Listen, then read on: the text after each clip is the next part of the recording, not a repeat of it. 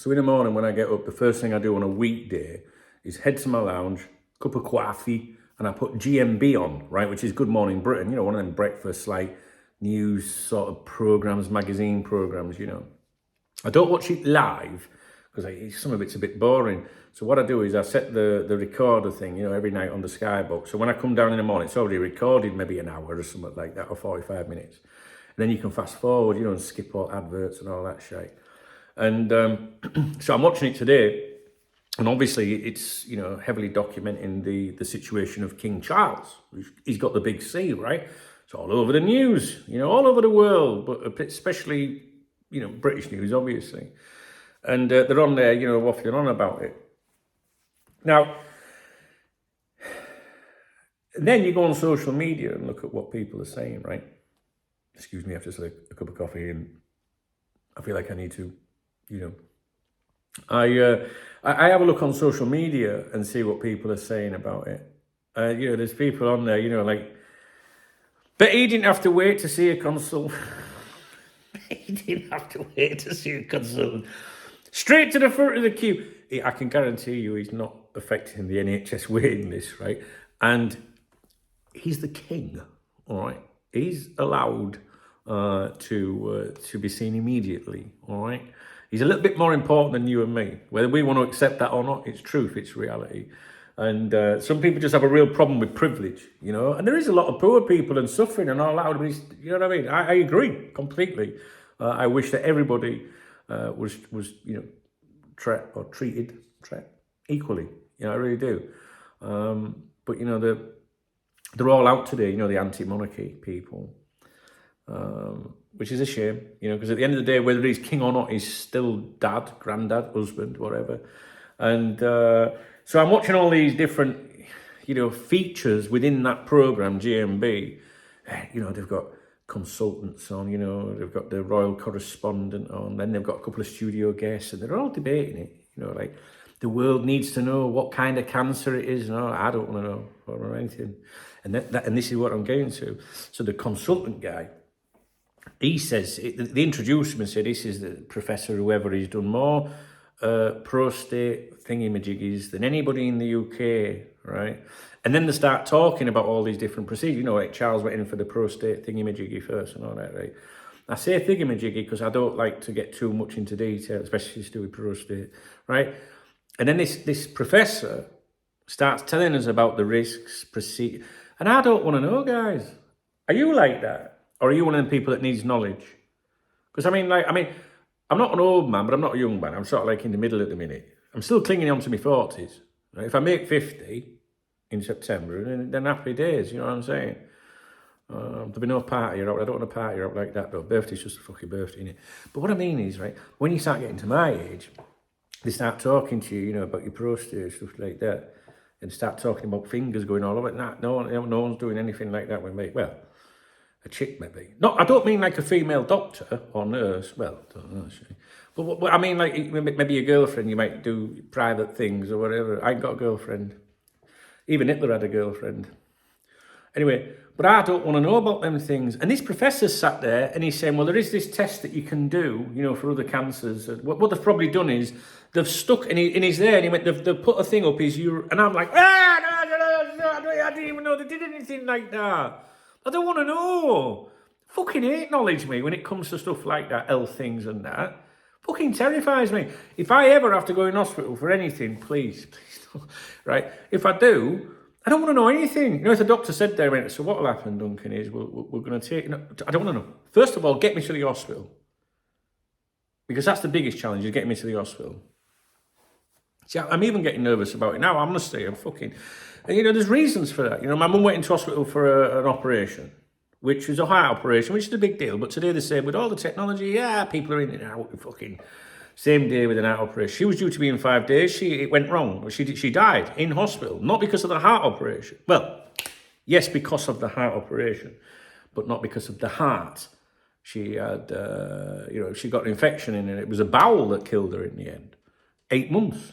So I lived in an hospital for 8 months with my mum, basically, and saw everything in intensive care, in and out of intensive care. And when you're at intensive care units, they have these like little garden areas outside, you know, that are very nice, lovely, you know, with little bird things, bird nests and feeding things, maybe a little pond, just all like, and then they've got them ominous chairs, like benches in a little garden, you know.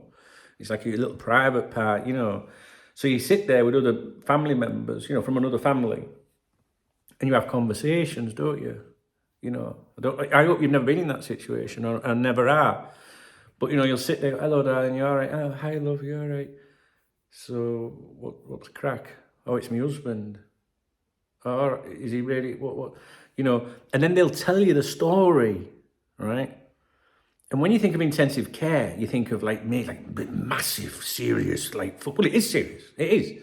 But maybe a big road accident or, you know, something, I don't know, right? Intensive care is scary shit, right? And then they'll say something like, and I'm not even going to tell you, because I don't want you to even plant this seed. But they'll tell you about minor things, minor ailments, minor cuts, things, stupid little accidents that you might be doing in your shed at home or in your garden or with your car or anything. And then you might end up with an hospital visit, and then things can, you know what I mean? And the amount of stories I heard, I was like, fucking hell, man, you know, I don't want to know. So when I see these things on the news, I don't want to know. People will come up to me and go, all right, Dunk, how are you doing? Oh, I'm all right, mate. How are you? Oh, it's all right. I was in hospital last week. Do you know, I had these stents fitted in my heart. And I'm like, don't want to know. Don't fucking tell me. Don't tell me. It's depressing. I don't know. Listen, I admit right now I'm a wimp. I am. But I think I've got reason to be. You know, and people always say, if you're having an operation, what's the first thing you say if someone says, oh, I've got to go to hospital next week for it? What's the first thing we all say by default? Oh, you'll be all right. Yeah, well, I say that to a lot of fucking people, and they're not. So I learned a lot during them 8 months. Oh, I don't want to know. That's it.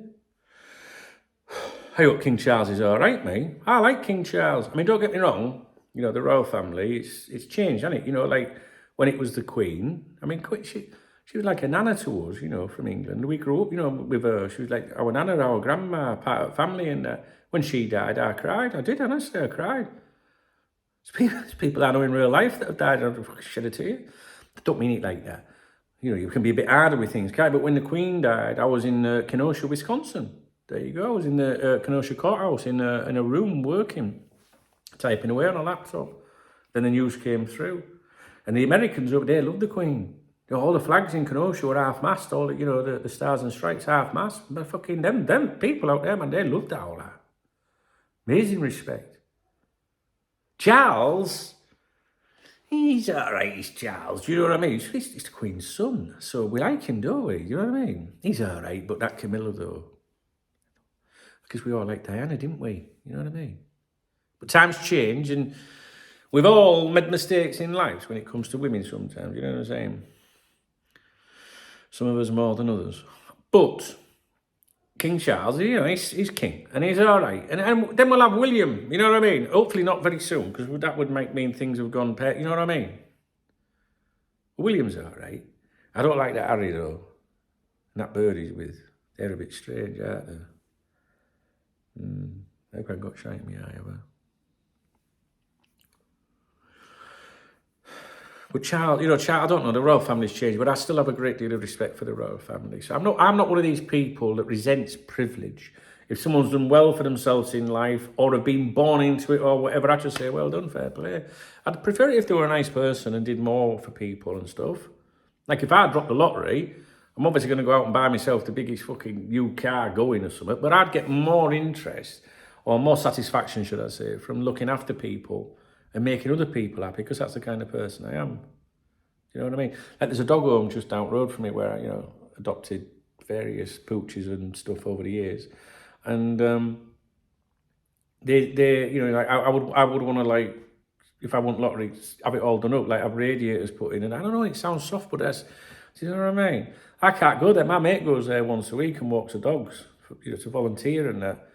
And I've thought about it many times, but I couldn't do it. I couldn't put them back. Imagine taking a little dog for a walk for 20 minutes, because they only don't get long because there's so many dogs. And then you put him back in cage and shut the door. And it's like that looking up. No, I couldn't do that. Fuck no. But I don't resent people that have done well. Do you know what I mean? I don't. And there's a lot of people, especially on that social media, that do. They don't like it. Maybe because they haven't got anything. And I get it. I understand it must be shite. I've been there. I've been poor, and I've been all right financially. Do you know what I mean? I think I've experienced both, to be honest. And I think the happiest I was in my life was when I didn't have much. I mean, today I'm all right. Do you know what I mean? I've got my nice house, nice car. I'm all right. You know, I'm quite happy. And I think as you get older, you realise that it's not about money. When you're younger, you might want to be a billionaire. Not a billionaire, maybe you do, but maybe you want to be a millionaire, or you want to be wealthy. You want all them things. But the older you get, it goes back to this subject, doesn't it, of health. So the older you get, the more you value your health and the health of the people you love. You know? So you start to think there's more to life than fucking money. So maybe that's why I'm not really that bothered about people that have got money and shit. You know what I mean? So just don't be bitter. Don't be bitter about the king going for his operation. Still someone's dad. You know what I mean? Let's just hope he's all right. That's what I think. But don't be leaving me any comments telling me what the procedure is. I don't even know. I don't want to know either. I don't want to know. That's it. I don't want to know. But yeah, this morning's TV was quite depressing. And let's just hope he's all right. Right, I gotta go. I gotta do some more work. Gotta earn some money. There you go. Gotta earn some money. So yeah, if you appreciate the video, not if you agree with the contents of the video, but if you appreciate the video, please give it a thumbs up and leave me a comment. I welcome your thoughts. Like, do you get freaked out? Are you one of them people that's like, no, I'd sit there and I'd ask them everything before they slice me open? Or are you someone that's like, no, I don't want to fucking know anything, thanks. It's like these people that watch these fucking A&E programs and all that. I can't watch them things. I've seen enough hospitals last me a fucking lifetime. Do you know what? Sometimes I'll go in a shop and if I hear a cash register bleeping in a certain way, it reminds me of the hospital, the machine that was connected to my mum, like that beep, beep. So, oh, no, I don't want to hear that again. Do. Oof. No. You can see, fucking hell, let's change subject. Right, drop me a comment. And because do you want more videos from me on here, or shall I just stick with the soccer videos, or what? What do you think? Should I do more like opinion vlogs in it? Let me know.